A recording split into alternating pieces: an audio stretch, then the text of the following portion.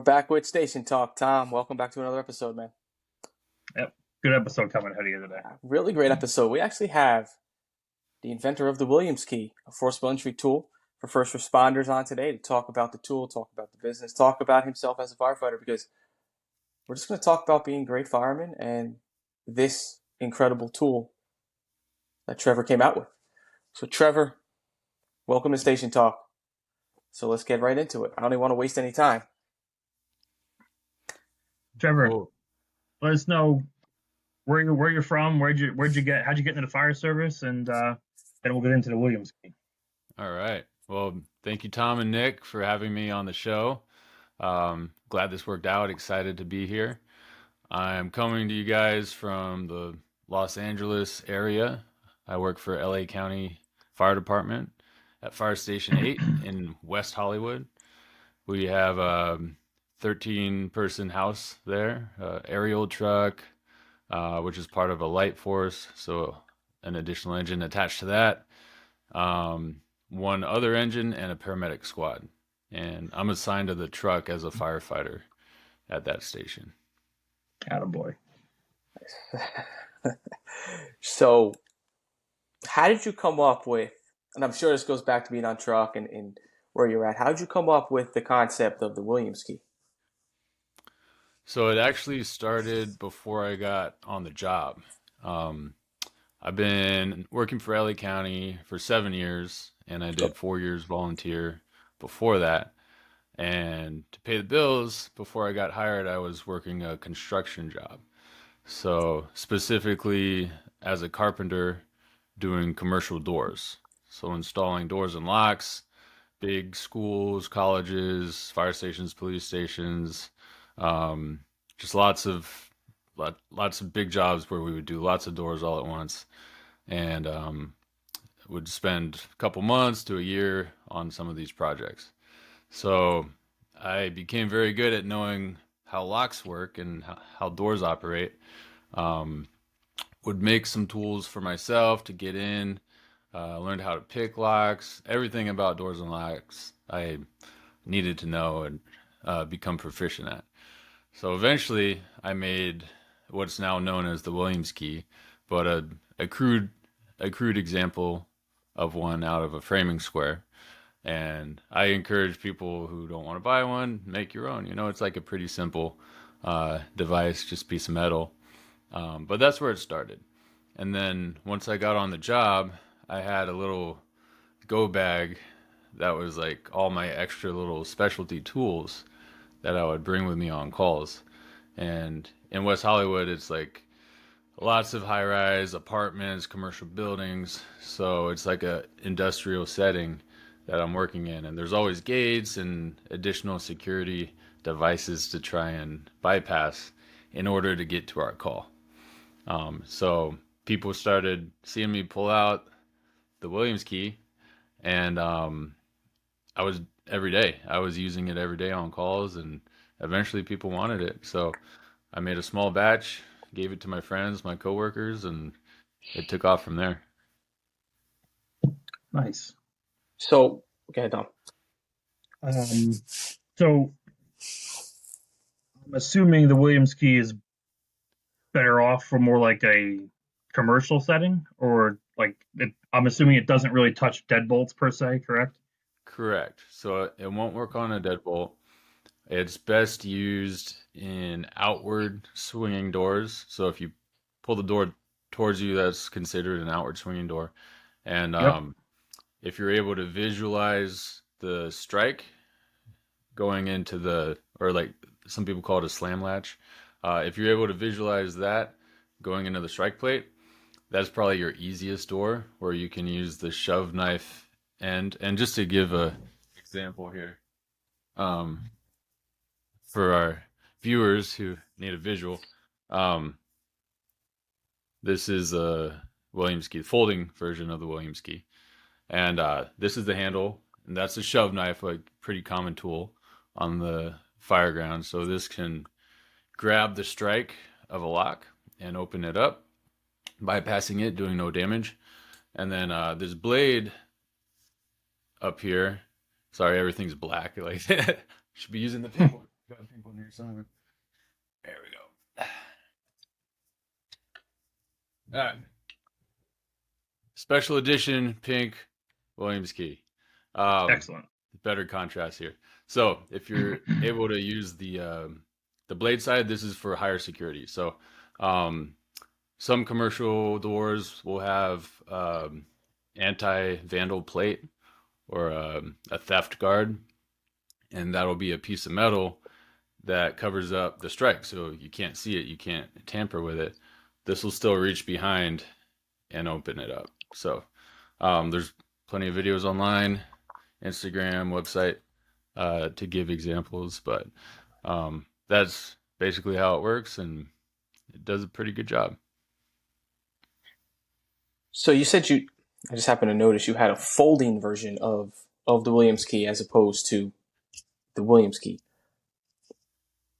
What's good about the foldable one? Is it just better for if you want to keep in your gear, if you don't have less room? Is there anything different about that one that is any different than the regular Williams key that you already have? Good question. So everybody wanted something they could carry in their turnouts, or we sell to like a lot of other agencies too, like SWAT and military. So they wanted something they could have on their vest or their belt. The original Williams key is kind of cumbersome when it's like an awkward shape. So it's a little harder to carry around. If you respond to medical calls as well, what a lot of people will do is put this in their medical box. And that's kind of like you always have it on you for your medicals, and you're able to quickly pull it out. But it's hard to keep on your person. So that's where the folding key came about. Because it has a moving part, it's not as strong, but haven't ran into many issues where people said, "Oh, I broke it because of the nut on it." The nut will also get in the way if you're trying to reach the entire tool through the reveal of a door and a door jamb. Like if you can see daylight through it and you want to like have maximum reach, like diagonal reach, you can't do it with the folding version, where you could with this, because there's no bolt to get, or there's no nut to get in the way. And then you see there's like a little space here, like daylight. Yep. Mm-hmm. It's engineered that way to kind of move the bolt out of the way so that at least you can get this part down behind an anti-vandal plate. Otherwise, if this was in the way, you wouldn't be able to do that either. So that's how it was engineered, to pull the nut out of the way, and then it folds up pretty nicely here, tightens, and that's it. That's the folding key. Interesting. We also have a 35-inch version of both of those. So a folding 35 and a standard 35. I was just going to ask if there was different sizes, or Yeah, the big ones are for like massive gates, where you can either reach over, reach underneath, or if the anti-vandal plate is running up the entire length of the door, sometimes you're able to get that underneath and bypass. So realistically, like, on how often do you find yourself utilizing the tool? Is obviously not all tools are meant for certain circumstances, so I'm sure you don't always have to use it. But do you run into situations where you're actually like, hey, you know what? I'm glad I kind of have this. Yeah, at least in my district, every day, every shift. Yeah, I think it would depend on your area. If you have more urban, residential, Mm-hmm. less common, but it still gets used all the time on residential as well. It just depends on how the door unlock is designed and what part of the country you're in and what your SOPs are, how you operate, what you're allowed to do. There's also, you familiar with the firefighter swipe tool? It's a piece of plastic. So me and firefighter swipe tool, Bill, he's been over to the house. He's from New York, and he made this product, and we have a partnership going where I have a Williams key version of his tool, and that's great for inward swinging doors. So between mine is called the inward door slip knife. So between that and the Williams key, that's kind of like the perfect little package where you can attack outward swinging and inward swinging doors. And if you don't know if the deadbolt is engaged or not, that slip knife is a great way to check. You slide it around the jamb, pull it down. It's like a super long credit card, Yep. kind of. Mm-hmm. And if it doesn't get stopped where the deadbolt would be, you're good. That means the deadbolt is not engaged. And half the time, people never engage their deadbolt anyway. It's like one of the things people forget to do a lot of the time. Then if you can get down to the slam latch, you're probably going to get in. So I use that one a lot too. How's it work on? I saw on your Instagram. It's not in like my area so much, but in urban areas, you see a lot of the gated doors that have like the padded like protector over the lock. It looked like the Trevor Williams key got in that with ease, pretty much. Yeah, so that protector, that's the anti-vandal plate, and that's what that blade is designed to do, is go right behind it. And so, yeah, that's kind of like when it's being utilized to its full potential, is specifically getting behind those plates. And it's a sturdy tool. Like it holds up. It's at lots of busy houses, and they're using it every day. And this is like the fourth or fifth generation of the Williams key at this point, because we've had different gauges. The first one was too thick and too sharp, so people were impaling themselves on it. And then the next version was too thin and it was bending too much. And then we're at a 14 gauge thickness now, and that seems to be the perfect medium. And that was actually my next question. What was the thickness and how it's made, dimensions of it, so people get an idea if it's, how useful this tool is, because it seems like it's valuable in many ways, and I'll get on that in a minute. But I just want to talk about more of the dimensions of what the tools, how it's made, thickness in the metal, everything else. Sure. So you oh, go ahead. No, you're good. Okay, so yeah, now it's 14 gauge thick, the thickness of the steel. It's 12 inches long, and the handle is about 9 inches. And at first it was being water jet cut out of steel and then powder coated, and then the logo is screen printed. But now they're being laser jet cut, which seems to be a little bit cleaner of a process, and then still with the powder coat and the screen printing of the logo. And we leave the backside blank for custom engraving. That's a big deal in the fire service and a lot of these other first responder professions. Like, we love our custom stuff. So half the orders coming in, or if it's like a retail order, like not a department ordering tons of them, but if it's like an individual purchasing, I'd say about half the time they want their name on it. So custom engraving costs a little bit more, but you won't get it stolen. Yeah, I mean, I'm not going to lie. I'm actually looking at getting one custom made to my name anyway, just because I'm kind of like that. I have some tools in my gear that I keep that's just specifically what I use, a lot of through the lock type stuff. And I know that's kind of big around my parts. And, company I also work for, we do a lot of through the lock training. And looking at this tool, obviously, definitely a through the lock type thing. You're not going to do much damage to the door. So my next question would be, when I'm thinking about the user for a lot of different calls, I'm thinking a lot of medical calls and a lot of maybe alarm calls. I'm not really going to use this much on maybe a confirmed fire, but more so on calls of good intent, service calls type deal, where you're not going to want to have the old lady's house, have to put in a whole new door frame and everything else for her because we tore it up. Right. I think, that's exactly it.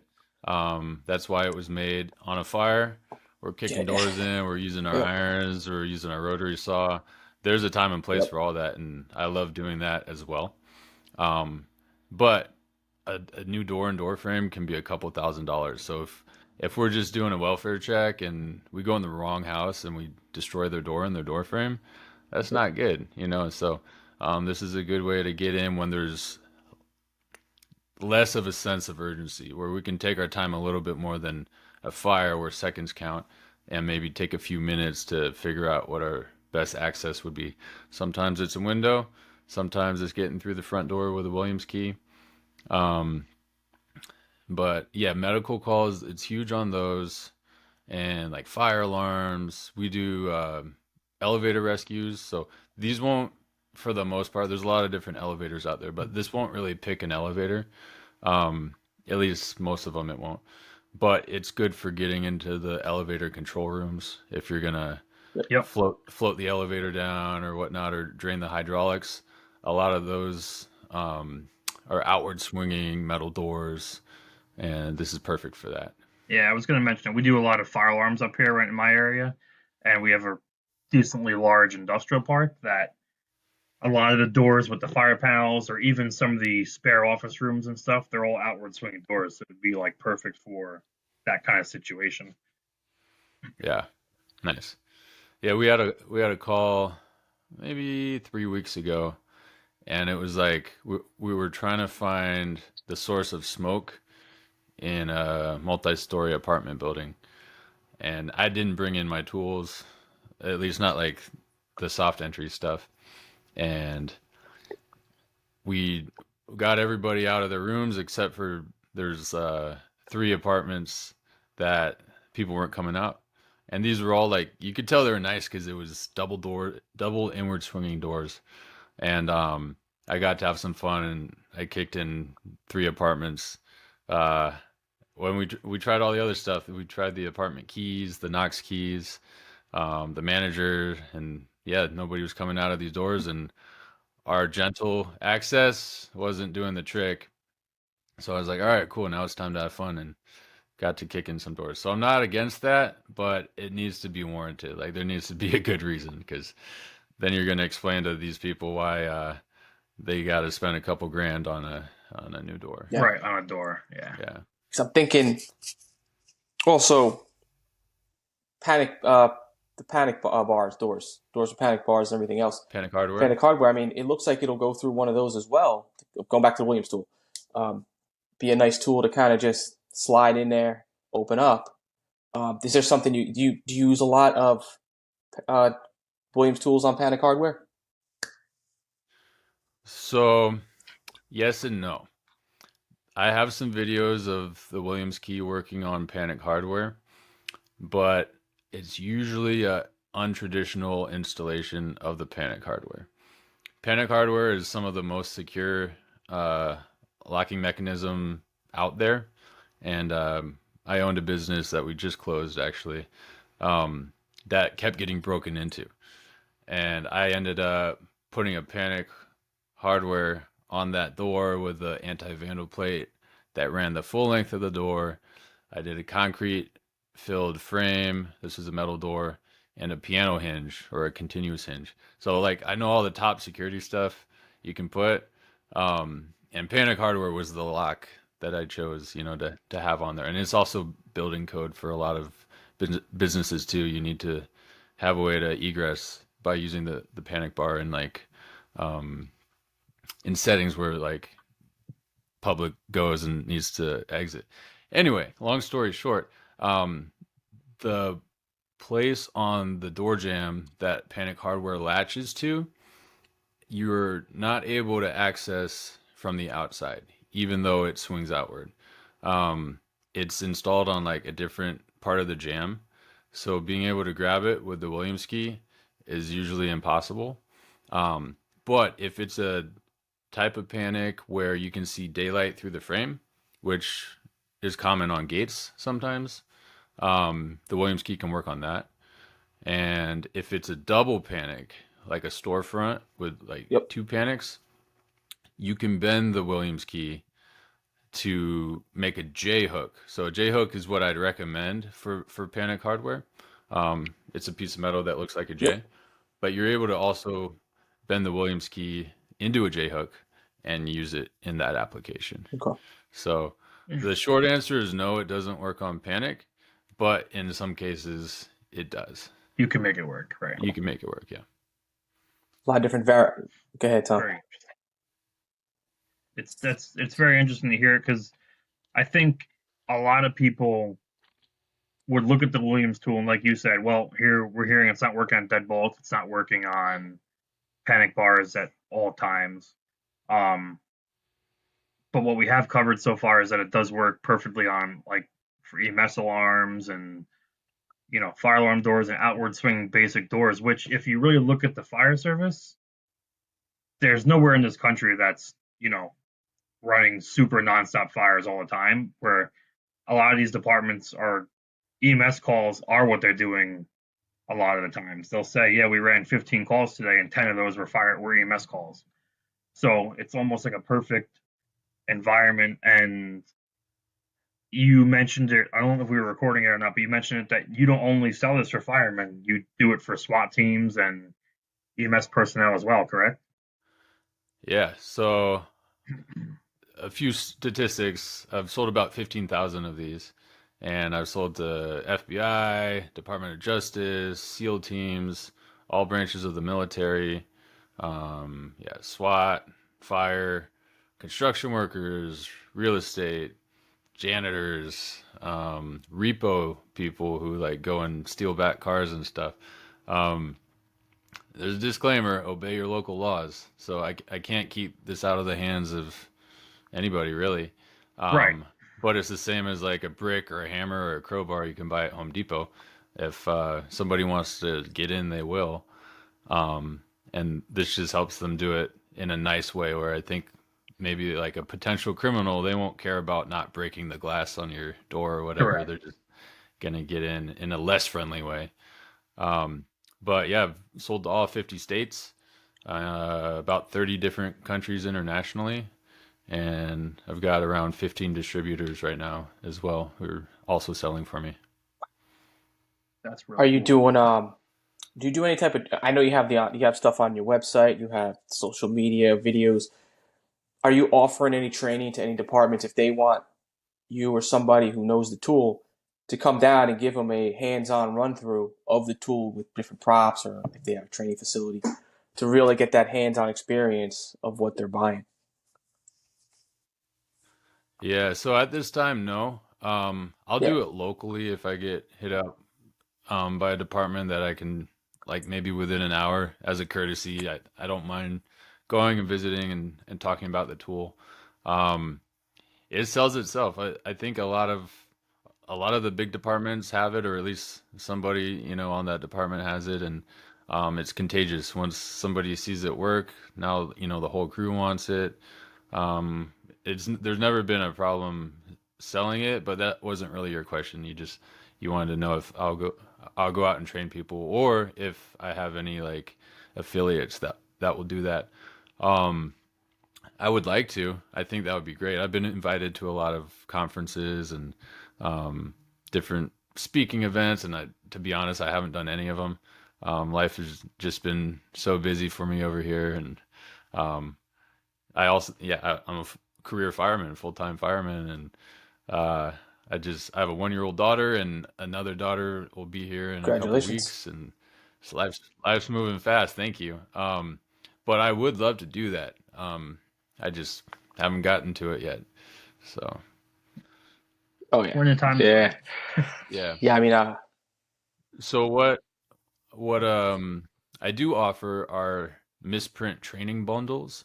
So if a department is unsure of whether the Williams key is a good tool for their department or not, um, they're like discounted, and there's keys that I've received that either the paint is chipped or the logo is smeared or I engraved the wrong name on it. And I just set those aside because they're still fully functional, but they're not pretty. And I send those out as training bundles in packs of 5. And a Okay. lot of people, those sell like hotcakes. I've never had a key I couldn't sell. Like all the little messed up ones, they get bought up too. So So speaking of mess up, it doesn't really fall as a mess up per se, but if someone was to buy a Williams key, and you said you're on what, your fifth generation of them? mhm. So if someone, like, if I was to buy one and I'm Joe Schmo Public and I kind of have like, hey, maybe you should do this to that or do this, do you take like feedback from your customers like that and say, hey, maybe on like a sixth generation we can see something like this? Or Oh yeah, I am very easygoing. I take all the constructive criticism, all the hey, you should try this. I get that every day, and I I would love to hear from anybody, any feedback, good or bad. I don't care. I just appreciate, collecting that intel. And yeah, maybe if there's a modification to a future version of the Williams key, and it would, somebody gave me that idea, that I'd appreciate that. Um, I probably can't, give you a cut of sales or whatever, but I'll take the advice. Right. I mean, I've been looking at the tool while we're talking, looking at it on the website, and it just seems like something that works very well for many different jobs, many different scenarios, just by how it's made. I mean, you look at it, just looking at it from how it's made, and, the look of it, you could tell that it's very multifunctional. It definitely can get through different types of locks, and it's definitely different types of. It's actually nothing that no one's ever not seen before. When you use this tool, it's very versatile. Looking at it, because you might think, oh, it just looks like a shove knife, but at the same time, if you really understand your doors, understand your locks, this thing is going to save you more time than trying to tinker around with all these different shove knives, different things you have in your bag. When you have one tool that could potentially access many different locks, and all you have to do is just watch some videos on it, train on it, and you just saved yourself and your crew a bunch of time and a bunch of money at Yeah.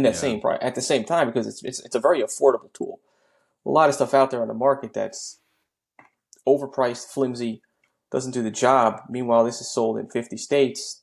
What do you say, 30 other countries, and Hmm. is really growing at the same time, used by many reputable agencies around the world. So it just goes to show that this is something that is going to blow up at one point. Yeah, Yeah, and I people mean, like to send me content too, like it, all the Instagram stuff. A lot of that is generated organically, and people send me photos and videos all the time. I love it, and I appreciate that. So keep that stuff coming.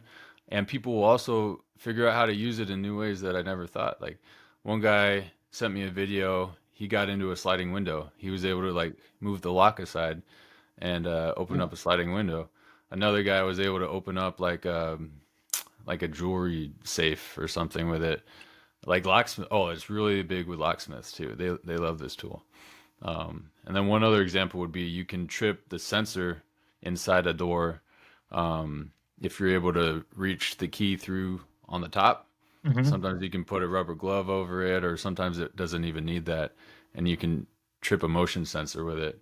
So it is very versatile, and there's probably like more ways that haven't even been discovered yet of how to use it. Yeah, That's what makes it really interesting. Is it's like advertised as, yeah, it's this to help get into a door, but yeah, you can do it for so many different things. And I think the proof is out there that you said you sold 15,000 of these already, and to all types of walks of life. All these different acronym agencies you mentioned have all purchased them from you. So that's really cool. yeah. Yeah. I just keep looking at the tool right now. I'm thinking, like you just said, people are coming up with ways that you haven't even thought of. That, like, oh, like going through a sliding window. And I'm trying to even think about. It probably wouldn't work. The basement windows that have the little roll. I don't even know. I cannot. The name of it is drawing a blank in my Oh mind, yeah. and I just had it in my head. You turn it, it opens up the window like almost like looks like an A or a V, whichever way you want to look at it. Yeah, Yeah, it has the I hinge on cannot it think and of the stuff. name of that Yeah. window, but I'm sure somebody will come up with a way to make this tool work, or somehow it would work in there. But with the turn, it might not. But thinking maybe a car window, could it pop a lock on a car if you need to get into a car quickly, like almost like a Slim Jim. Yes. So It's yeah, so the Okay. 35 inch version mhm. has been able to get into cars if you get a gap in there. If you can wedge it a little bit, you can slide down and maybe hit the unlock button on there. There's a video. I was going Um, to ask that because that's interesting. So one of the departments around here, actually in West Point, actually, they do lockouts for vehicles.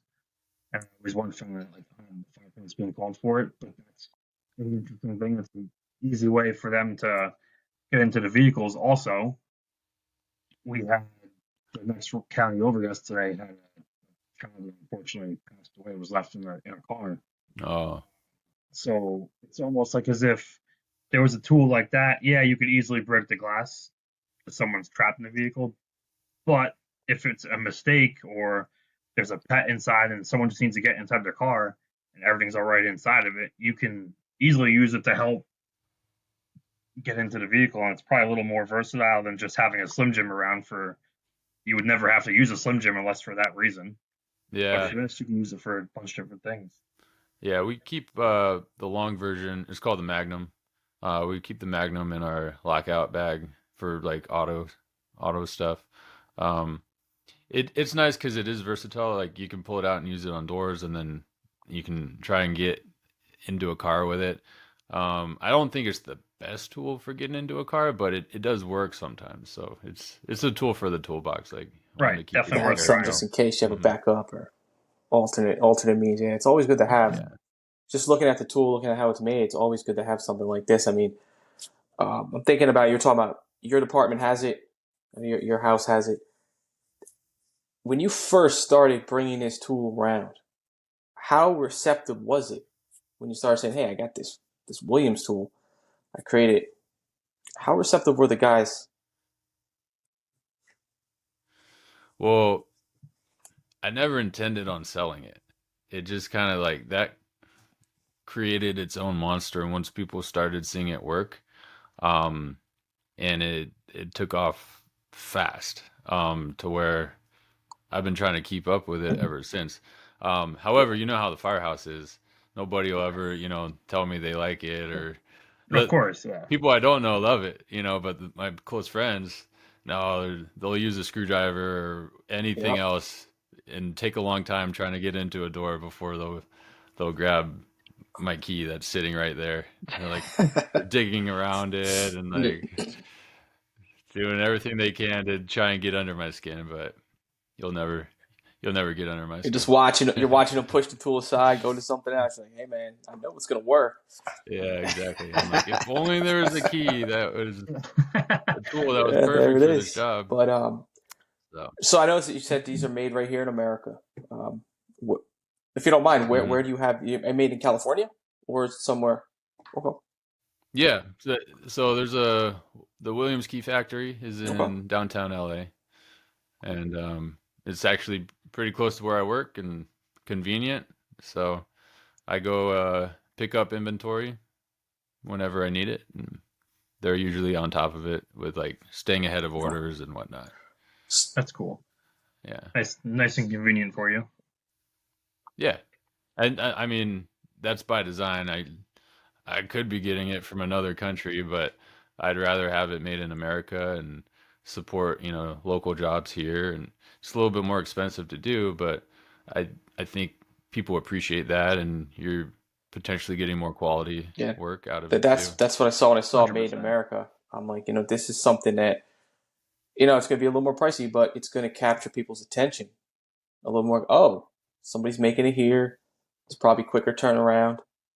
Someone has a job for it, and you can go to the factory if you need and check on production if you really wanted to. So you have that versatility to really control the whole process, which is really valuable when you're dealing with a product of this type of this sort. So, Yeah. it means more. It means more to the consumer when you know that the designer, the owner, has the control and oversight of what he's producing and speaking on.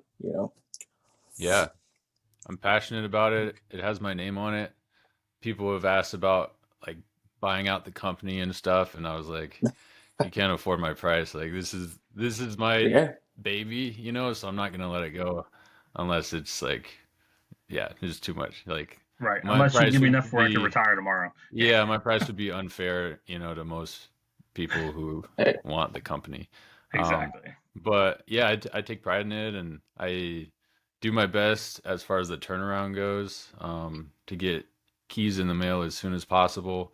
It's not Amazon, but I've done the custom Right. stuff is harder, right? Because people are sending me logos, and it gets tricky sometimes with that, and I have to edit myself before they get engraved. And but I've gotten keys out the same day and within somebody's hands in like 2 days. So sometimes it's a really quick turnaround. And for the most part, we're never out of stock on anything. Like I've been good about staying on top of it. And the Williams Key store has like 10 other products I've come up with. It's just the Williams Key is the best seller, and there's like Kydex Molly holsters for that, and tip covers, and I make something for self-contained breathing apparatus to help you deploy your buddy breather. I make door hangers that you can leave on the door after you made entry if nobody was home. Yep. You want to let them know they didn't get robbed, like emergency personnel made entry because the fire alarm was going off and we knocked over your plant. Sorry, that's why, there's footprints Yeah. or whatever, but you'd be worried if you came home and you're like, what the heck happened here? And you didn't know if fire was in your house, but it's like not how you left it. You think you got robbed. So always coming up with little ideas to help out the fire service a little bit more. That's the beauty of this whole thing. It's like you came up with something, you found a need for something in the service to make responses quicker for the soft entries. And people took this, firefighters around the country and the world took this tool and found even more things they can do with it. And you used your experience as a carpenter working in that industry to really make something for a ton of industries. And at the same time, you're still evolving it. You're not just going off that one thing and saying, this is the tool, keep using it. You're finding other areas where you can still help out and still produce more ingenuity and more advancements. I think that's like, that means more. It's not like you're just sitting there. You're this tool speaking for itself, and then you're just taking all these little other things and bringing it out at that same time. Because I'm looking through it, all these little different things to help out with letting the homeowner know we were here, but it wasn't because somebody robbed you. We were just trying to figure out why your fire alarm was going off, turn your stove off, whatever you did, and you couldn't get in contact with you when we were out there. So here's a note, So it's little things like that go a long way. Yeah, it's customer service. The public is our customer, and we want to treat them the best we can, like as if they're a family member. What's cool is the Williams Key helped me establish my platform. I've got a good following on Instagram and TikTok and all that stuff. I've got tons of videos with multi-million views. And the people that bought the key, they trust the product. Like they like it. There's been hardly any customer service issues. And that's allowed me to come out with more product where so one of my newest products is a glow in the dark door wedge. With the skull on it, like my logo. If I had just come out with that and I didn't have anything else to back it up, I don't think those would sell because I'm not a big enough name to like put it out there in front of people. Like it'd be hard. I'd have to pay a lot of money in advertising to even get it in front of people, or I'd have to send out a bunch of free ones, which would probably destroy, from a small guy, like I wouldn't be able to afford to like continue making them unless they took off really well.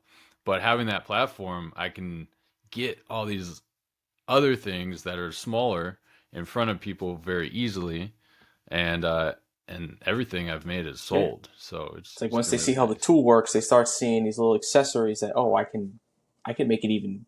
I can have a quicker entry, or I can use the Williams wedge for something else. I can hold open give myself a gap on the elevator door. I can do something with these things to keep helping advance my skills as a firefighter, my skills as a truck company, to be better and be more proficient with customer service and potentially do less damage on these soft calls. So it's a win-win all the way around, especially when you start looking at the product more and really seeing how it works. You start seeing how ingenuity behind it. Yeah. And what I'd like to do with the brand is, I think starting to get to the point where it's like recognized pretty well. Like I get recognized in public sometimes and stuff. And I would like to start putting videos out that aren't necessarily tools that I sell, but it's still within like the soft entry, Yes. respectful entry realm of like, hey, here's another way to use an elevator pick to open a door. And I don't sell them, but maybe you'll learn. And so I want my channel to be a place people come to learn, even if they're like not buying my It's a products pretty or good whatever. idea because they'll see these different. Yeah, it's all just Absolutely. keep giving back, and giving back is something that's so important. And just to show different ways for forcible entry is very helpful. There's a lot of departments like when I do a lot of through the lock forcible entry training. I sometimes I go in and I'm thinking like, man, they probably know half this stuff already. Like, why am I coming here with these guys and we're going to go over this stuff? And you really realize that there is a huge need for this type of soft entry training and utilizing these tools in many different ways. Like a elevator key is one of them. A lot of times they're like, oh, it's just an elevator key and they sit and collect dust on our rig. Well, there's a lot of other ways we can utilize these tools for many different things. Just got to have a little bit of an open mind to it and keep it in your toolbox because one of them days might come. I carry a J tool on my Yeah. in my little bag I have, and people always say, "Why do you have that tool? Why do you have that tool?" Sure enough, I used it. I mean, yeah, once in like a blue moon, but you know, I'm not going to smash the door. I'm going to just go in nice and carefully and work the tool, work the lock the way I need to, and it works. But Hmm. just these little things to have in your toolbox is always something that's beneficial to the customer, which is the people we serve. Yeah. I carry a J tool or J hook as well, and I use it pretty frequently. One of the tools I carry where I was like, I'll probably never use this one. I got a manhole cover like bolt unlocker. Like Yep. some manhole covers will be locked down, and I think I've been on 3 calls now where I've actually been able to like pull that tool out and unlock, because somebody dropped their phone or their keys in the drain and trying to help out a little bit. Right. But nothing critical, but it's still cool to be Johnny on the spot and be like, oh, I got the right tool for this. And I've been lugging it around for 2 years and I finally get to use Yeah. it. It's a good feeling. But I I get a lot of feedback too, especially with the Williams key. People tell me stories all the time. So that's kind of like what I love about what I do now is I get to sometimes get those stories that are really like, oh man, you really made a difference. Like um, a cop getting in time to save somebody who's going to hurt themselves or potentially jump or whatnot. Um, so I hear stories like that, and I was like, man, so this tool has actually saved some lives now at this point. And I wish there was some way to like collect data and know how many millions of dollars have been saved on like damaged Yeah. doors. But there's no way to know. But I just, part of me is like, I feel like, it's making a difference. And um, that's why I keep doing it. That's cool. So we've heard about the Williams key here a little bit.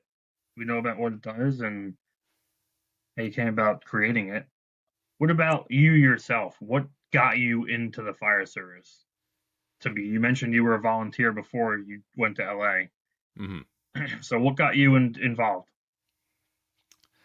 All right, this could be a long, or I can summarize it. But um, I grew up as a missionary, so I lived in Africa when I was young. I lived in Africa for almost 4 years growing up.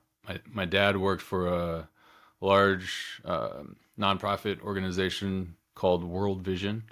Um, so we were in a country called Zaire, which is now called the Democratic Republic of Congo. We're there during the Rwanda genocides, so there's civil war going on. If you've seen Hotel Rwanda, that's kind of the environment we were in, and we bordered Rwanda.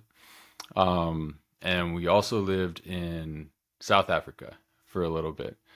So South Africa was also in turmoil while we were there. So that was the start to the missionary work. Eventually, it got too dangerous to continue living in Africa. We evacuated out to Connecticut, where I was still like pretty young. I was in middle school at this point, Mm-hmm. and or starting middle school. So we're in Connecticut for a few years, and then decided to go to the island of Haiti. Um, so Haiti, more people know about Haiti now because of the Haiti earthquake that was Correct. in 2010, which I was in, and I'll talk about that in a sec. But um, before anybody knew about Haiti, we went there as a family, and Haiti's 565 miles south of Florida. It's attached to the Dominican Republic. It makes up the island of Hispaniola. Some people vacation to the Dominican, but usually not to Haiti. Haiti's the poorest country in the Western Hemisphere. It's like a very condensed Africa. Like there's just a lot of needs there. Yeah. A lot of sickness, a lot of poverty, a lot of crime.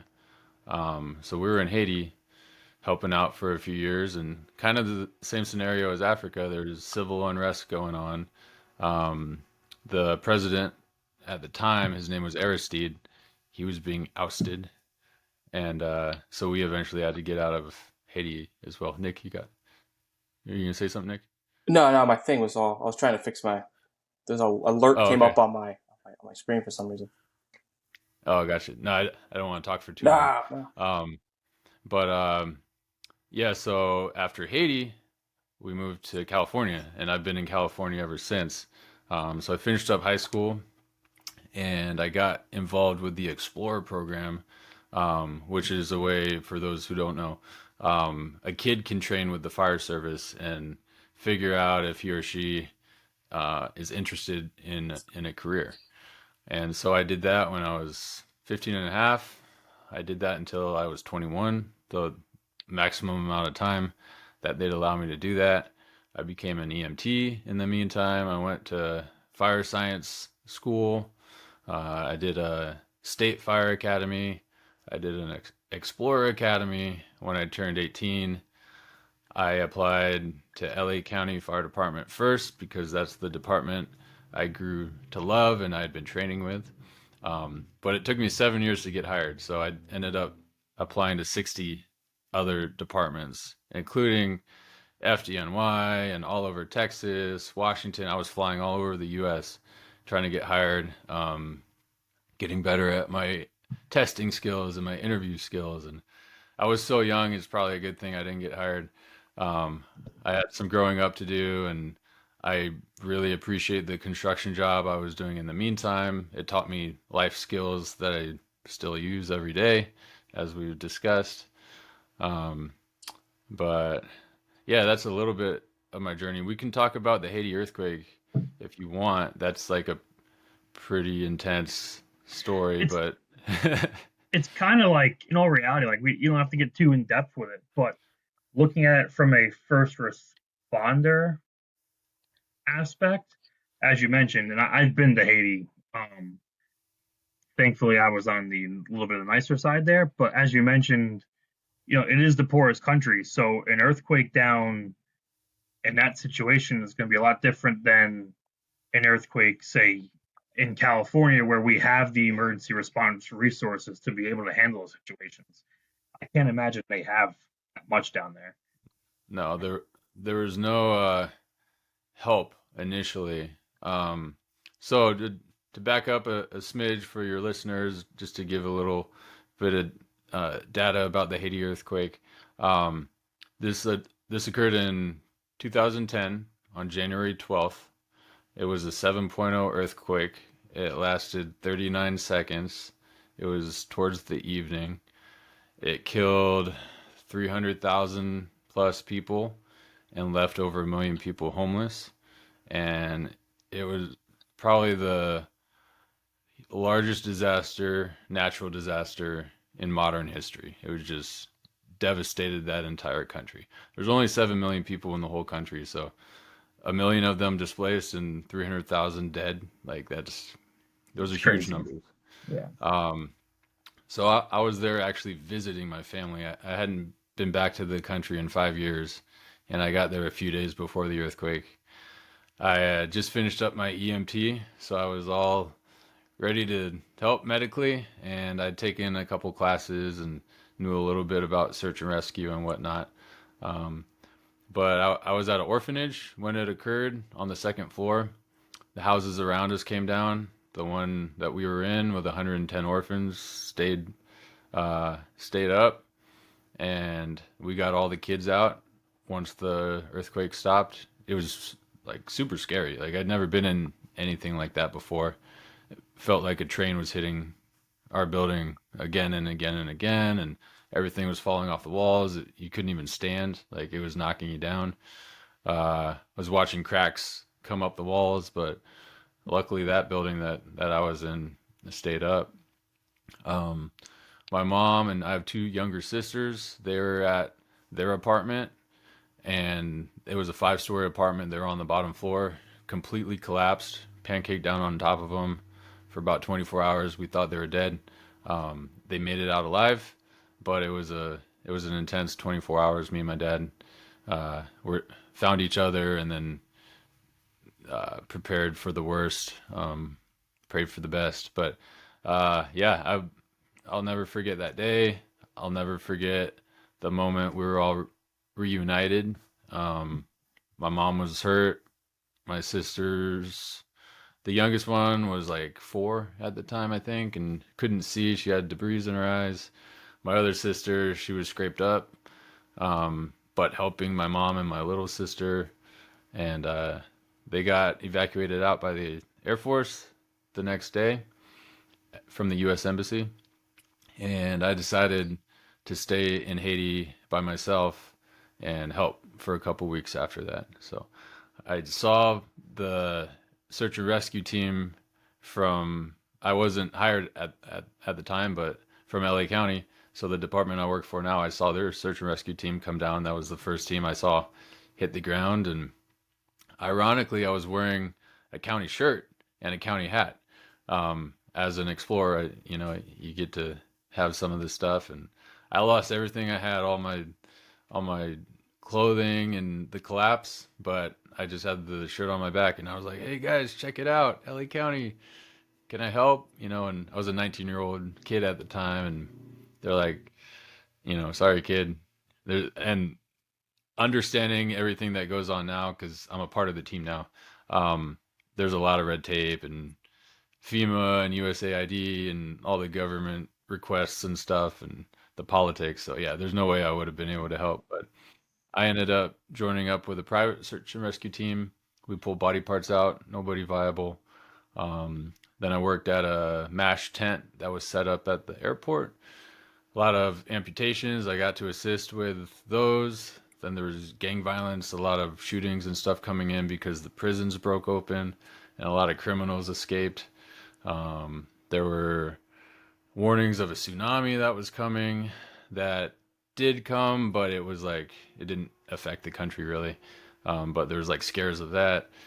And I eventually ended up working for a helicopter team for about a week, and we'd pick up food from the airport and drop it all over the country. And that was the most fun and most effective work that I did.